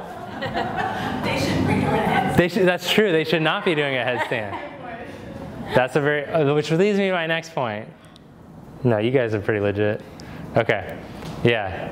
Often I get that question, like someone's like their second yoga class and they're like, why can't I do a headstand yet? And I'm like, you can't stand up straight? I wouldn't put any weight on your head. Okay, so yeah, as we get healthier, these things get easier and we find the right grooves. We find the grooves that we should be in naturally the longer we practice yoga. And whenever I have to take time off of yoga, like I had a really bad shoulder injury from skateboarding and I didn't do I started practicing yoga again. I couldn't practice for like 6 months, and then when I started practicing again, I didn't try to do a headstand until I've been practicing for months because I knew that my body wouldn't be able to hold the weight right.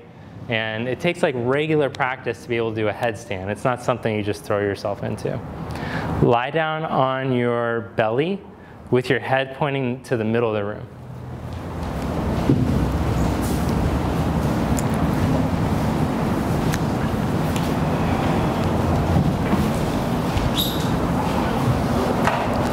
Point your toes back.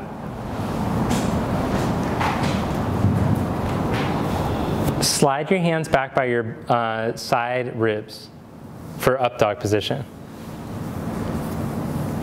Now for just a second, look back at your feet. What do your feet look like? Can you point back through all the toes evenly and adjust the foot so it feels like the center of your ankle is pointing straight down? Then adjust the thigh so it feels like the knee is pointing straight down. And then make sure that you're not doing a Melanie butt. Don't be a butt gripper. Come up into low cobra. Michelle, what happened to the butt? Relax that buttock. Okay, good. Now, we don't want to keep the completely relaxed buttock the whole time. Relax.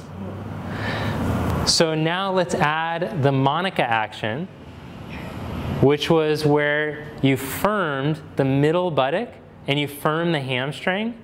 And then you started to, I stuck my finger right into her belly, which was probably a little aggressive, sorry for the baby. I hope I didn't. Okay, draw up from the front of the belly up into the chest. From the butt action though, it'll help you. But make sure you don't tuck. Remember with Michelle, she did it too, she started to tuck under. Keep feeding from the backs of the legs into the back and from the front of the pelvis up into the chest. And now slide the hands back under the elbows and roll yourself all the way up into up dog. Slowly. In an advanced practice, I'd say that you'd be able to keep your mind in one part of your body as you're doing something else. You can watch what's happening with your legs as you're rolling your chest open. Feel the center of the ankle straight down. Center of the thighs, turn them. Base of the buttock. Now move, firm the middle buttock, lift up through your belly. Now roll your chest from the belly, roll the chest. Good job, lower your chest back down.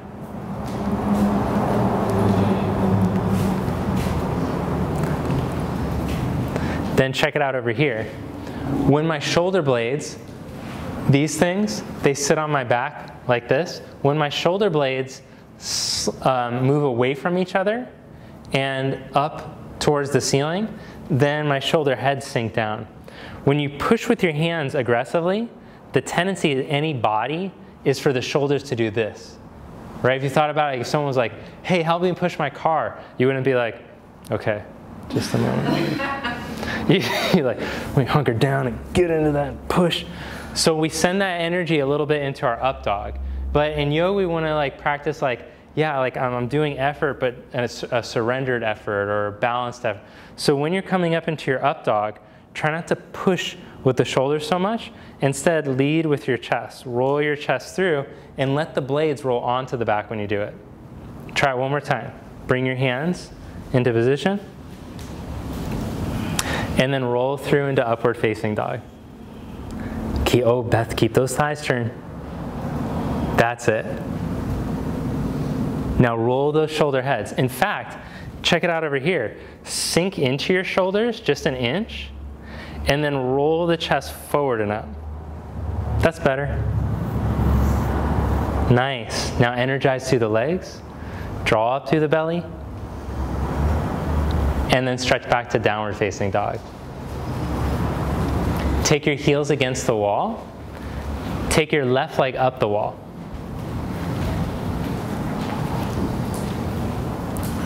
Now curl the big toe under and stretch the leg. Keep the back ribs open.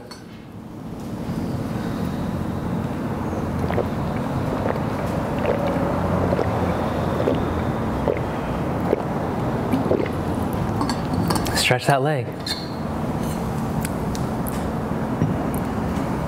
Now walk your hands a little closer to the wall if you can, and stretch the leg up higher.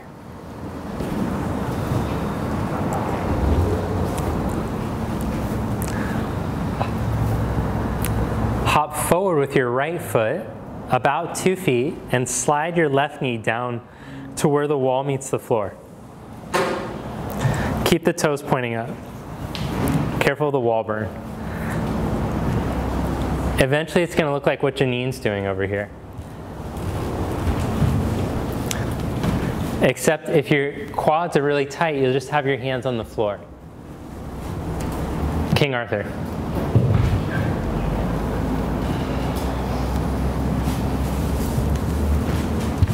Here's an intermediate step where your hands go onto the block.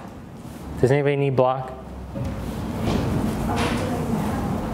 No.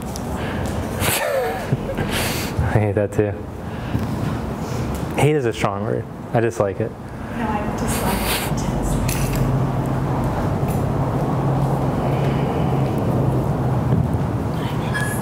it. What? Just we're doing this. That's all I miss. Now there's all different levels of quad flexibility depending on what you do with your quads. So just honor what's going on with your body. Make sure that you're not moving from your head. Is your head whipping you into the pose, or you're letting your spine lead you into the pose? Nice, long, open spine, open low back.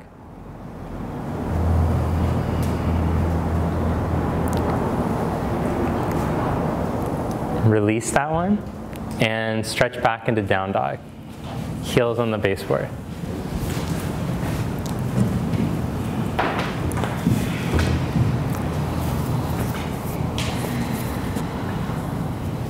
Take your right leg up the wall. Curl the big toe under, stretch it, reach it. Stretch that leg. Rotate the right thigh to stay out of your lower back and keep space and length through the lumbar. Then hop your left foot 2 feet forward. Oh wait, slide the hands closer to the wall. Leg up higher, get a little deeper stretch. Don't let the left hip sink, pull it up. Okay, then into the next pose. Hop your foot, a couple feet closer, and slide your knee down. Oh, careful. Take it right to where the floor meets the baseboard.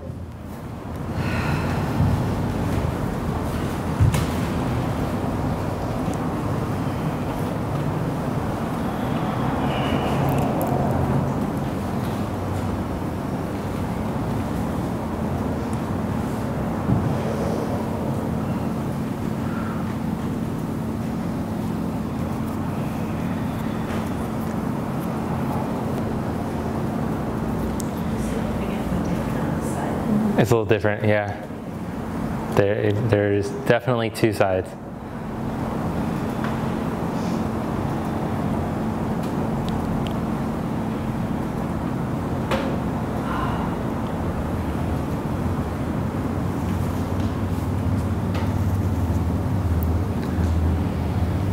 And release. Supta Virasana with support. Looks like this. Janine, will you take Virasana, please? Remember at the beginning of class when we did the back bend with the hands behind the head to try to moderate how much back bend came into the upper back? So we're gonna do that same thing. Now, if your knees can't do this, if you have a bad knee, you could just sit with your legs in front of you instead and just practice the back bend over the block again like we did at the beginning. Otherwise, you can take the legs into Virasana and then lie down with the block in the upper back on the medium or on the tall height, and then control the back bend from your, just elbows in a little. Control the back bend from your neck, so it's not coming too much into your neck, so you can take it into the upper back. Go ahead, start to go back. So you imagine as you're going back, like you're holding a grapefruit between your chin and your chest, and you don't want to lose it, so you get a little more movement in the upper back. Also keep the lumbar long by stretching through the hips out of the back and reaching through the shin, thighs, down into the floor. Go for it. Pretend like someone was sitting on your thighs. Stretch the front of the thighs into the floor. Roll the groins down. Move the buttock flesh out of the back. And let more back bend go into your upper back.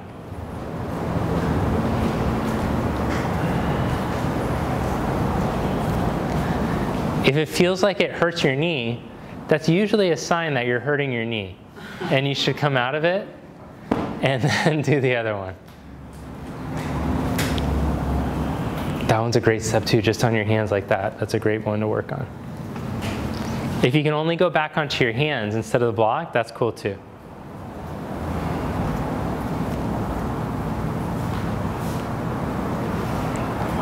That was great. Now just try to bring your knees a little closer towards each other. Good, Dale. Chest open. That's it. Breathe. And this one's gnarlier to hold, so you don't have to hold as long.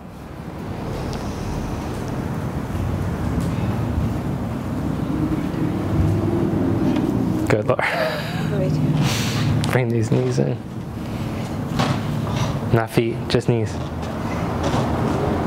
Good, now stretch down into your knees. And now let your head lean all the way back.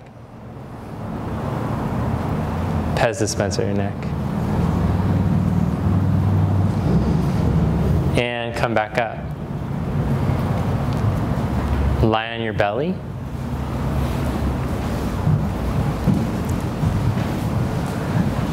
Interlock your hands behind your back.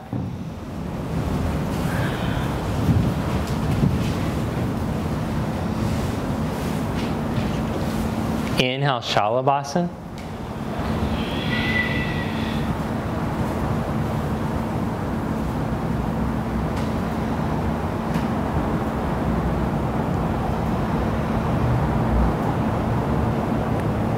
Michelle, get those blades onto the back. There you go.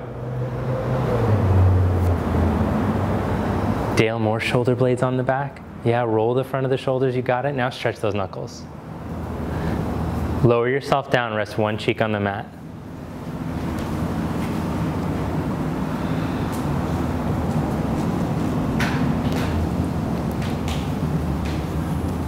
Round two, bend the knees and grab the ankles. Go back up.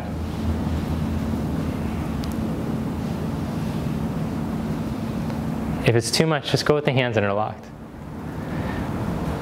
Now imagine someone grabbed you from your hips and they're pulling the hips back to the wall behind you. Someone else is taking you from your side ribs and they're pulling you forward into the middle of the room. Make sure that all the back bend isn't coming from those back bottom ribs. Take it up the spine more where the block was, and now energize your legs. See if the energy from the legs can help the spine. Lower yourself back down. Beautiful. Rest the other cheek.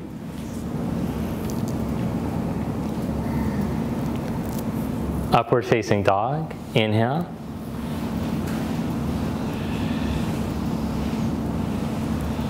Down dog. Exhale.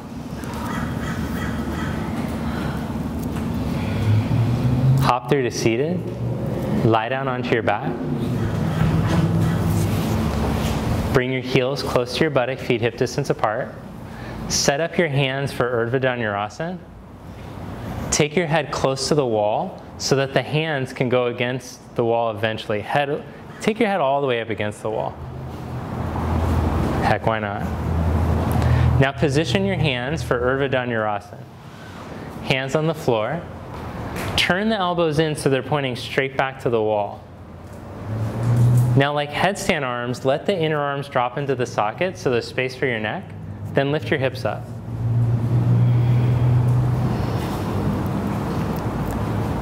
Turn the triceps in. Connect the hips to the front, to the middle of the room.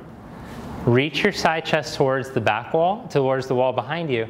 And then if your neck is healthy enough to, which probably everyone did headstand, lift up onto your head for a moment. Press the crown of your head down and move the back bend up into your upper back, and then go all the way up. Roll the thighs into their position like we've been practicing. Reach the hips into the middle of the room. Then reach your side chest all the way into the wall.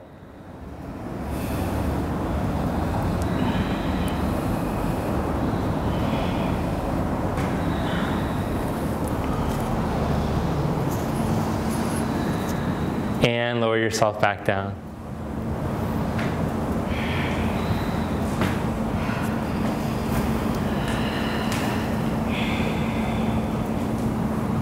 One more time, bridge pose, or practice your Urdhva Dhanurasana. You can also take your hands all the way against the baseboard if it helps once you get up. I like that one. Or on the baseboard too.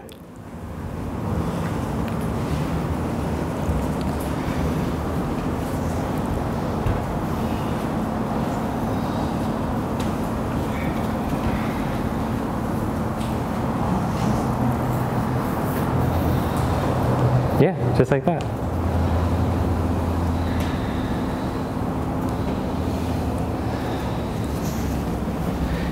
Here's how it looks on the baseboard if you're confused. This is the best. This really helps if you have tight wrists, shoulders. Good job. Come back down, yeah. Because when the hand has to pull all the way back like that, it's a lot of strain on the arm nerves. So it tends to put a lot of tension in your shoulder. So a couple different cheats around it. Hand on the baseboard feels really good. You can also do hands on blocks where the fingers get to drape off the blocks. All right, lie down on your back. Open your right elbow out to the side. Cross your right knee over your left knee and shift your hips over to the right a little. Let your knees fall over to the left.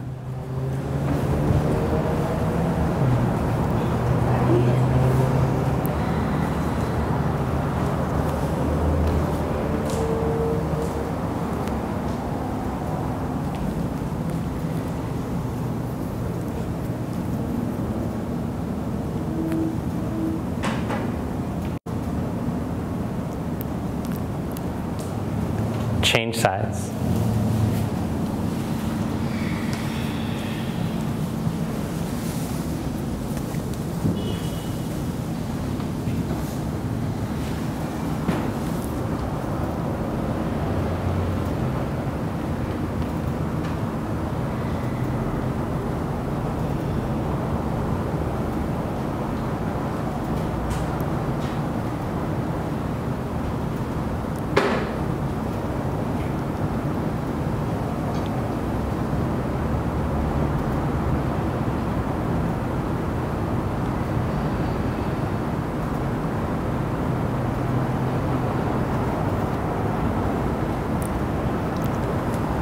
Come back to center. Hug your knees into your chest.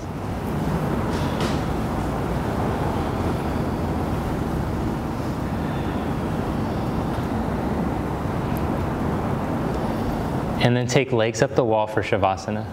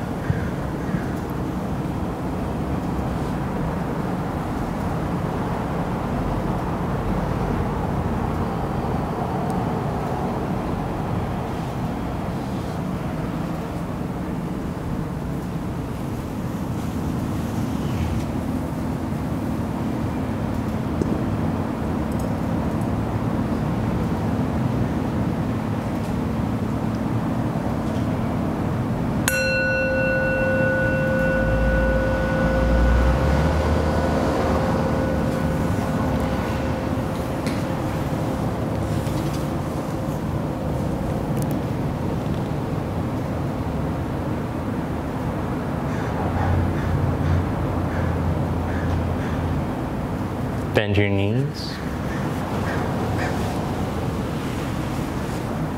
Roll to your side.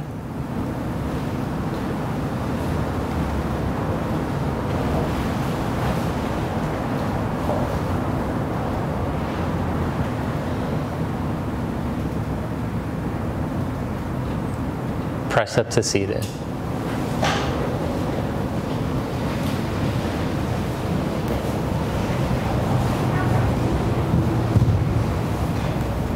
Join the palms together.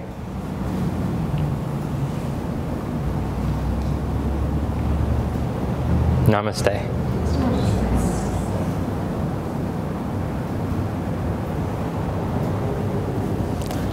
Thanks, guys. Thanks for coming out today. I hope that you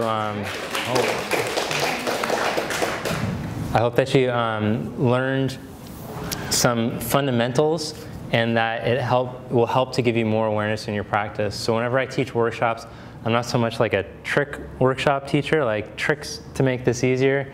It's more like, how can I become more aware of my movements so that I have more control and ability to access the pose by practicing my regular poses. Okay. Thank you, guys. Thank you.